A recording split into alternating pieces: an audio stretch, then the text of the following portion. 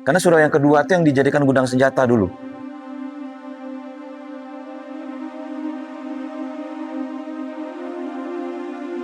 Di Salo itu ada 3 jorong, ada 7 kampung. 7 kampungnya. Kampungnya itu ada namanya Beringin, Bungo, Kampung Tangah, Baruah, Solo, Kampung Panjang, Kurua. 7. Nah, jadi di 7 kampung itu masing-masing punya surau. Ya. Berarti kalau 7, berarti ada 7 surau. Dan ada 2 masjid. Ada 2 masjid. Masjid di Kampung Tangah ini 1, masjid di Kurua 1. Cuma kalau dalam struktur adat orang Minangkabau tentang masjid itu ada namanya istilahnya masjid sidang namanya. Ya kan? Nah, masjid sidang itu hanya di Kampung Tangah. Masjid sidang itu adalah masjid yang digunakan untuk memutus perkara-perkara syariat. Nah, masjid Kurua itu adalah masjid untuk membantu meringankan beban masyarakat untuk Jumat saja di situ. Kalau masjid sidangnya yang di sini.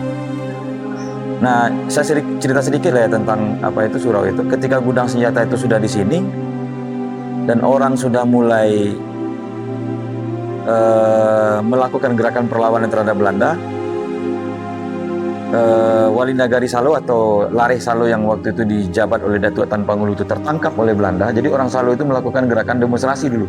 Nah, setelah selesai nih parang-parang yang dibikin seragam untuk perang itu, yang diprakarsai oleh Haji Abdul Manan itu, di mana benda-benda itu disimpan? Nah, di surau ini.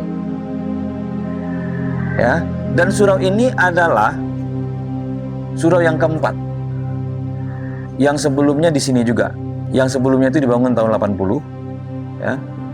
Yang sebelumnya lagi di dekat makam ini, di pemakaman di atas. Dulu nggak banyak makam di situ. Pindah sebelumnya di atas itu. 2 kali di situ, 2 kali di sini.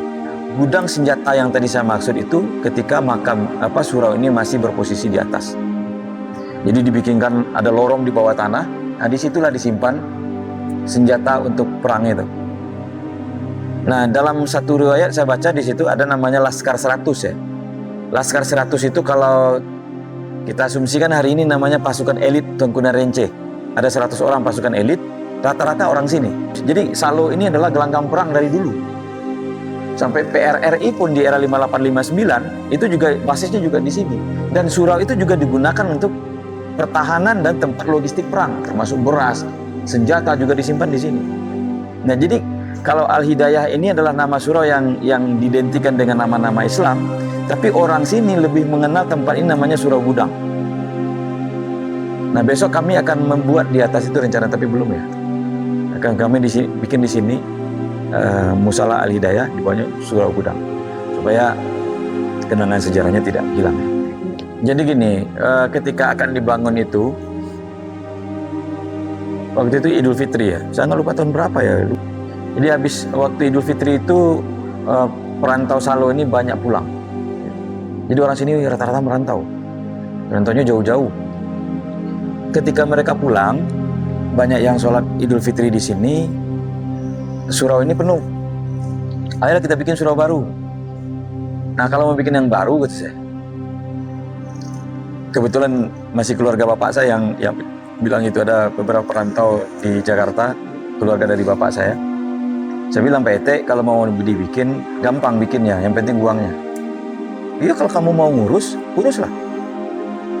Ayolah ya, nanti malam kita rapat di surau. Kami rapatlah di surau. Pro kontra juga waktu itu, karena yang tua-tua yang masih berjasa terhadap surau yang dibangun 80-an itu merasa sedih lah. Surau yang mereka bikin dengan susah payah di era 80-an akan dirubuhkan dan diganti dengan yang baru kan. Tapi paling tidak kalau tidak sekarang kapan lagi kita mau ganti surau yang agak lebih lapang. Akhirnya setujui. Dalam minggu itu juga kami buka rekening, cari uang ke perantau. Syukur alhamdulillah kalau nggak salah dalam waktu 4 hari ya terkumpul lebih 1 miliar nggak salah waktu itu. Dibangunlah musola ini selama lebih kurang 1 tahunan lah, 1 tahunan. Baru proses pembangunannya 1 tahun. Kalau surau ini udah hampir 10 tahun udah ada ya.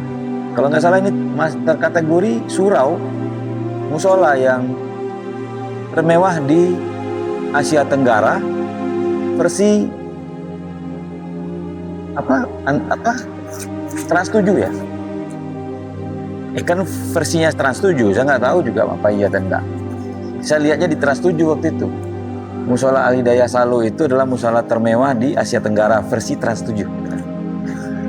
Ya, ini ada yang mirip di Jawa. Ada beberapa. Jadi adik bapak saya itu, sepupu bapak saya itu, salah satunya kan Hakim Agung. Nah, beliau inilah yang dengan beberapa perantau yang lain mencoba mengumpulkan uang dan lain-lain.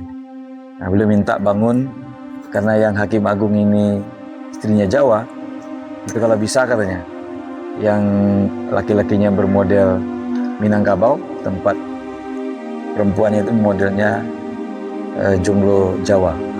Nah, surau seperti ini juga ada di Jawa Tengah, mirip seperti apa adanya. Dan konstruksinya mirip dengan masjid yang ada di UGM dan yang ada di Puncak Bogor. Kalau yang mirip sekali itu yang di Jawa Tengah itu, di kampung istrinya Pak Hamdi itu.